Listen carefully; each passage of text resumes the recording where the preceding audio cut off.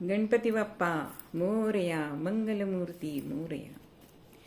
आज आपण गणेशाची अजून एक कथा ऐकायची आणि ती म्हणजे इंद्राचं गर्वहरण.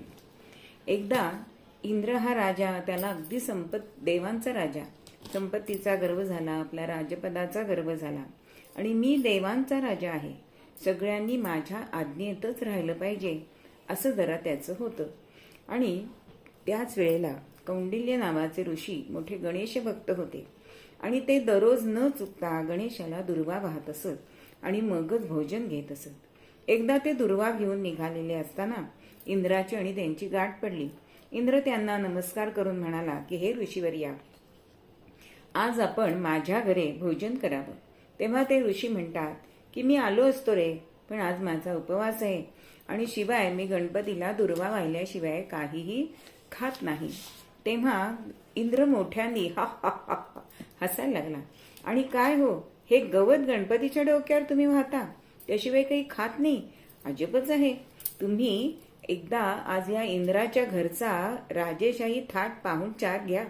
माझ्या घरी जेवायला यायला भाग्य लागतं.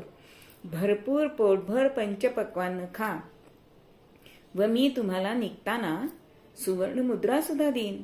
ऋषींनी ओळखलं की इंद्राला गची बाधा झाली आहे, याला चांगलाच धडा शिकवला पाहिजे. मग त्यांनी सांगितलं की हे देवांच्या राजा, मी तुझ्याबरोबर येतो, पण मला फक्त माझ्या एका दुर्वेच्या वजना एवढी सुवर्ण मुद्रा दक्षिणा तू मला दे. इंद्र म्हणाला, अहो एकच काय, तुमच्या हातात एवढा जो गठ्ठा आहे ना दुर्वांचा, तेवढी सुद्धा मी तुम्हाला सुवर्ण मुद्रा देऊ शकतो. मग काय, कौंडिल्य इंद्राच्या घरी आले आणि इंद्र म्हणाला, अहो त्या दुर्वा का काय, त्या गवत काढायचे ना, काड्याच ना त्या गवताच्या. अहो तुम्हाला इंद्रापूर घरचं जेवण कधी मिळणार खायला, तुम्ही त्या काड्या टाकून द्या आणि जेवायला चला. पण कौंडिल्य ऋषी म्हणाले की अरे बाबा, माझा आज उपवास आहे, माझा दररोजचा नेम केल्याशिवाय मी काहीही खात नाही. तू मला एवढ्या दुर्वेच्या वजना एवढं मला सोनं दे, सुवर्ण मुद्रा दे. परत इंद्र मोठ्यांनी हसला आणि बस इतकंच ना. मग इंद्रानं कुबेराला बोलवलं, तराजू आणला आणि सुवर्ण मुद्रा सुद्धा आणल्या.